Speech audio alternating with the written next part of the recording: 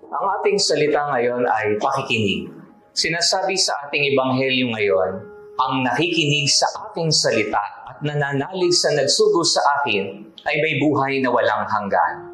Karaniwan ito po yung problema sa atin, hirap tayong makinig.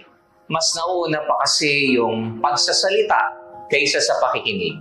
Ang sabi nga ng isang philosopher, we have 2 ears and 1 mouth, so that we could listen twice as much as we speak.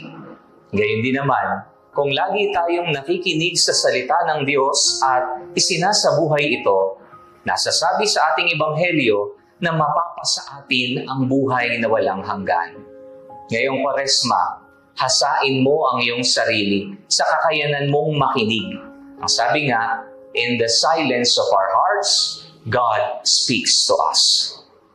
Pakikinig, isang salita, sapagkat ang sandigan natin kaniyang salita.